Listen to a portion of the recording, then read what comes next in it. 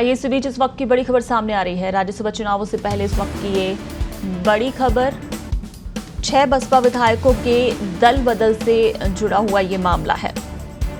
High court ने इस मामले में दखल से इनकार कर दिया है। याचिकाकर्ता का प्रार्थना पत्र स्वीकार करने से इनकार किया है, यानी हाई कोर्ट का इस मामले में दखल से इनकार। राज्यसभा चुनाव प्रक्रिया शुरू होने के कारण इनकार किया गया है। जस्टिस पंकज भंडारी की अवकाशकालीन विशेष खंडपीठ ने आदेश दिया है। याचिकाकर्ता हेमंत नाहटा के प्रार्थना पत्र पर आदेश दिया गया है। तो हाईकोर्ट का इस मामले में दखल से इनकार, राज्यसभा चुनाव प्रक्रिया शुरू होने के कारण ये इनकार किया गया है हाईकोर्ट की तरफ से।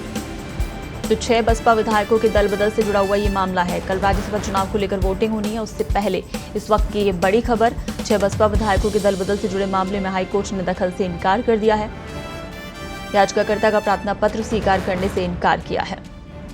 उसमें मैंने कोर्ट का ध्यान जनहित में इस ओर आकर्षित किया था कि ऑनरेबल स्पीकर साहब द्वारा जो ऑर्डर पास किया गया है, जिसके तहत 6 बसपा विधायकों का राजनीतिक दल बसपा से बदलकर इंडियन नेशनल कांग्रेस कर दिया गया है, जो पूरी तरह से गैर संवैधानिक है और पॉपुलर मैंडेट जो जनमत है उसको बैकडोर से बदल देने के समकक्ष है।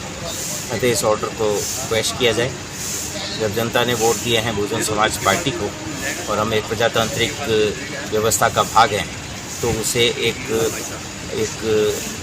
शासनिक आदेश पारित करके बदल देना, इससे अधिक गैर संवैधानिक कार्य होना संभव नहीं।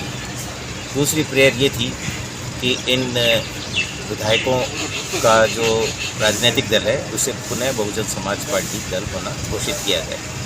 इस जनहित याचिका के साथ ही ऑनरेबल हाईकोर्ट ने एक आदेश पारित किया था 24 अगस्त को, और उसमें स्पीकर महोदय को ये आदेश दिए गए थे कि वे 3 माह के अंदर इसमें जो दल बदल याचिका है उसका निस्तारण करें। तो ऐसी स्थिति में बीच में कोविड का भी समय रहा, लेकिन जब 2 साल तक इसका निर्णय नहीं हुआ और इसी दौरान नए राज्यसभा चुनाव आ गए, तो मैंने राज्यसभा चुनाव कराने से पहले ही इलेक्शन कमीशन को ये सूचित कर दिया कि उनके समक्ष जो वोटर लिस्ट है वो इल्लीगल है, मिथ्या है। तो ऐसी स्थिति में इस वोटर लिस्ट को सही किया जाए। इलेक्शन कमीशन ने 3 जून को ये जवाब दिया कि क्योंकि स्पीकर महोदय का आदेश संविधान की 10वीं अनुसूची में पारित किया गया है, अतः हम उसको रिव्यू नहीं कर सकते। इलेक्शन कमीशन का यह कथन पूरी तरह से मिथ्या और आधारहीन था, क्योंकि ऑनरेबल हाईकोर्ट ने ही 24 अगस्त को ये डिसाइड कर दिया था कि ये आदेश 10 शेड्यूल में पास ही नहीं किया गया। ऐसी स्थिति में इलेक्शन कमीशन जो भी कार्रवाई कर रहा है वह घोर विधि विरुद्ध है, संविधान की भावना के विरुद्ध है और इलेक्शन कमीशन के खुद के रिकॉर्ड के विरुद्ध है, क्योंकि उन्होंने section 73 representation of people act में यह आदेश पारित किया हुआ है, यह गजट प्रकाशित किया हुआ है कि इन लोगों का राजनीतिक दल बहुजन समाज पार्टी है। तो ऐसी स्थिति में एक इतनी घोर अलोकतांत्रिक परिस्थिति को इलेक्शन कमीशन किस प्रकार से बर्दाश्त कर पा रहा है, तो ये सारे बिंदु मैंने एक प्रार्थना पत्र के जरिए पेश किए थे। ऑनरेबल हाईकोर्ट का ये व्यू रहा कि चूँकि चुनावी प्रक्रिया आरंभ हो चुकी है और इस दौरान इस याचिका में कोई महत्वपूर्ण। और आइए इस पर ज्यादा अपडेट के साथ हमारे सहयोगी अरविंद पालावत फोन लाइन पर हमारे साथ जुड़े हुए हैं। अरविंद, कल राज्यसभा चुनाव को लेकर वोटिंग होनी है और उससे पहले ये बड़ा फैसला 6 बसपा विधायकों के दल बदल को लेकर, किस तरह का प्रभाव कल के चुनाव पर?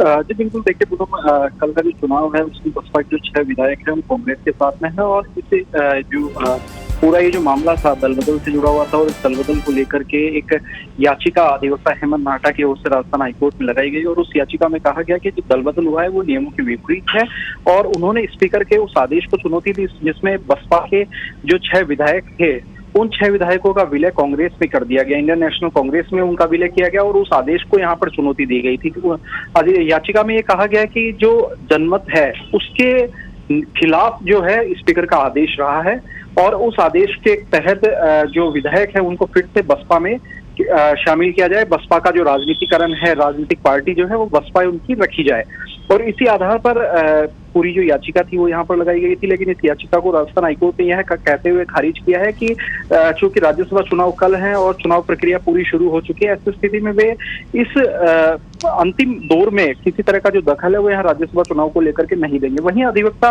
हेमंत नाहटा ने कई तरह के जो तर्क है वो यहाँ कोर्ट में दिए। उन्होंने कहा कि जनमत का जो निर्णय है उसके खिलाफ स्पीकर का आदेश है, साथ ही 2 साल पहले जब राज्यसभा चुनाव होने थे उस वक्त भी और जब सियासी संकट चल रहा था उस दौरान भी राजस्थान हाईकोर्ट ने स्पीकर को एक आदेश दिया और उस आदेश में ये कहा कि जो दल बदल की जो याचिका है उसका स्पीकर निस्तारण करे, लेकिन इसके बावजूद भी स्पीकर ने अभी तक उसका निस्तारण नहीं किया। साथ ही चुनाव आयोग की कार्यप्रणाली पर भी उन्होंने सवाल उठाया और कहा कि चुनाव आयोग जो है उसको उन्होंने एक शिकायत दी थी और ये कहा था कि जो उनके सामने वोटर लिस्ट है वो मिथ्या है, क्योंकि जो 6 विधायक है वो इंडियन नेशनल कांग्रेस के बताए गए, जबकि उनकी राजनीतिक पार्टी बसपा है। हालांकि चुनाव आयोग ने 3 जून को एक जवाब उनको भेजा और उस जवाब में कहा कि जो सूची है वो स्पीकर की ओर से भेजी गई है और उसमें भी रिव्यू नहीं कर सकते। ऐसे में उन्होंने कहा कि जो चुनाव आयोग है वो स्पीकर से प्रभावित है और ऐसी स्थिति में चुनाव आयोग निष्पक्ष रूप से काम नहीं कर रहा है, ये भी बात याचिका में कही गई। तो इन सभी चीजों को लेकर के हालांकि एक बड़ी राहत जो है वो यहाँ बसपा विधायकों को जरूर मिली है, क्योंकि यदि इनके वोटिंग राइट पर किसी तरह का कोई